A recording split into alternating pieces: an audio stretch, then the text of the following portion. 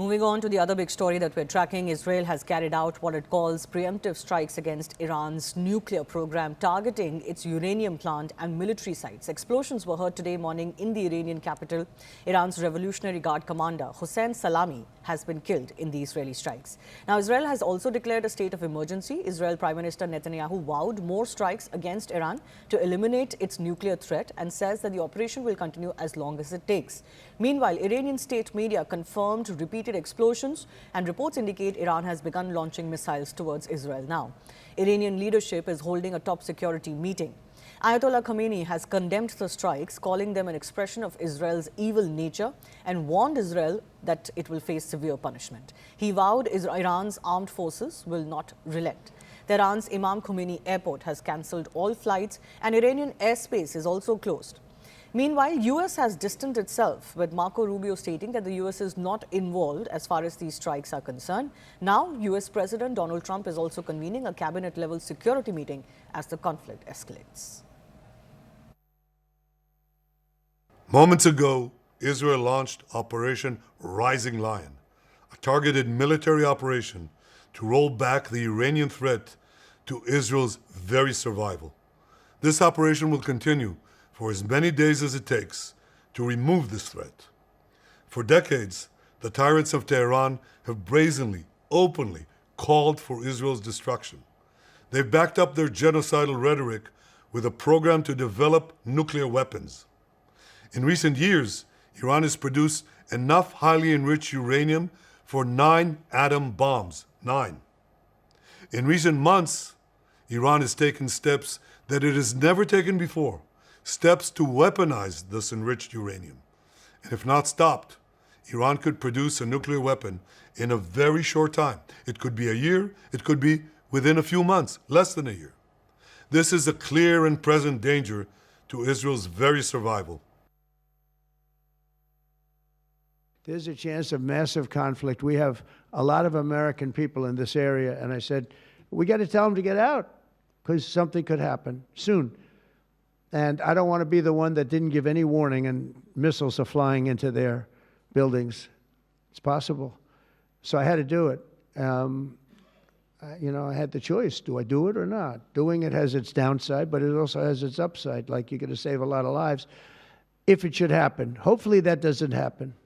Well, I'd love to avoid the conflict. Iran's going to have to negotiate a little bit tougher, meaning they're going to have to give us some things that they're not willing to give us right now. I'm the last person. I've kept us out of wars.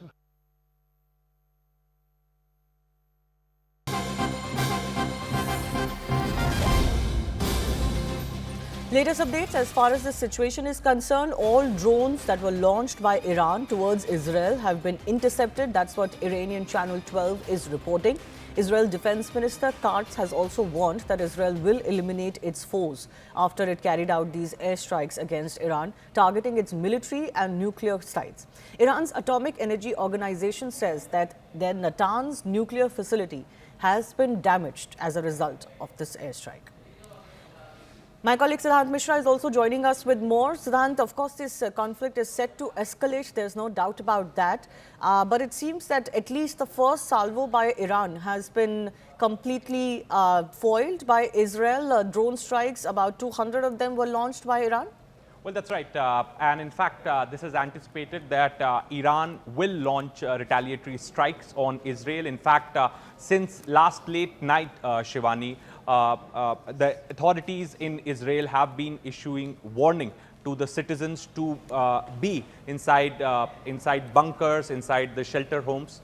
And now we're getting to know that 100 drones coming from Iran have been shot down by Israeli air defense systems. Siddhant, just stay with me. I want to go across to CNN international correspondent Paula Hancock, who's also joining us from Abu Dhabi. Paula, this escalation is, of course, likely to lead to a broader conflict or even a full-scale war. What are the anticipations both in the US administration and also amongst other Middle Eastern countries?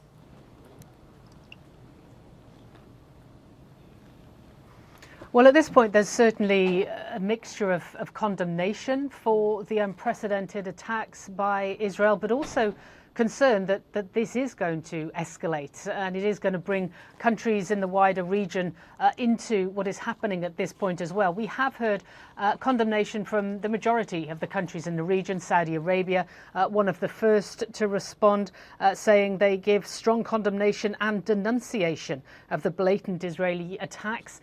We've heard similar sentiment from Lebanon, from Qatar, from the UAE. Jordan itself said that they did not want to see their airspace and their territory used as a battleground. But in fact, since they said that, we have seen from state media that the Jordanian military has itself had to shoot down some of these drones that had entered Jordanian airspace because they said they had concerns that it would potentially fall on or injure people on the ground below. So we're hearing a widespread unified message here in the Middle East, in the Gulf, that there's condemnation against Israel. The UAE also calling on the United Nations Security Council to get involved and try and push for a ceasefire. Iran also saying the UN Security Council should get involved. Speaking of Iran and Israel, the two countries involved here, are we seeing now a very definitive shift in the long-standing proxy strategies between these two countries? Is this a line that has been crossed now for forever?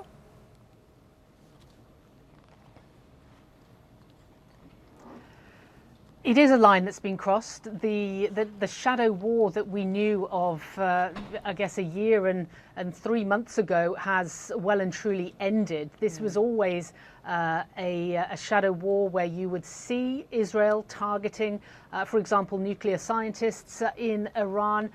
There was never an open acknowledgement that they had been doing this, but now this is all very much in the open. The proxies is certainly an issue that Israel has mentioned when it comes to why they decided to target Iran at this point.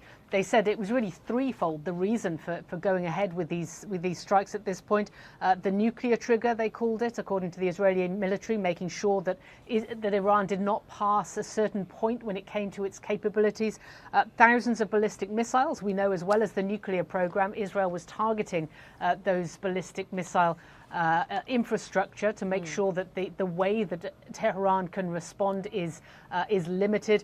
And then, of course, Iran's distribution of weapons. You mentioned the proxies there, that they have been distributing to their allies, to their proxies around the region, which have then been targeting Israel. So that's certainly one of the reasons that Israel is quoting for why it went ahead with this today. Yes.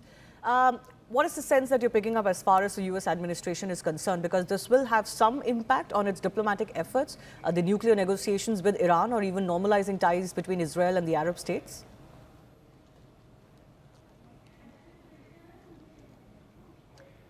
Well, I think it's safe to bet that the talks between the US and Iran that were going to happen on Sunday in Muscat, Oman, are probably off now. I mean, we've heard from the US trying to distance itself from what Israel has done.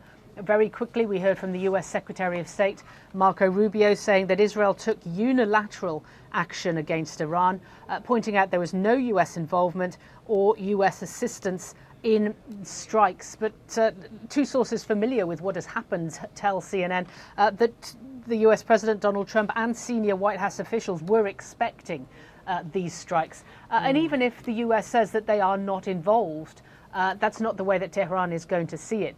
We've heard from the Foreign Ministry a number of hours ago that they believe that Israel couldn't have done this without the authentication, without the go-ahead from the United States. So certainly from Tehran's point of view, US bases, US troops in the region presumably could be a target as well as Israel itself. And therefore, the U.S. response now is going to be extremely important. They have distanced themselves as far as the initial response is concerned, but there is a cabinet meeting that U.S. President Donald Trump is holding. Any expectations of what announcement could come? Any decisions, if at all?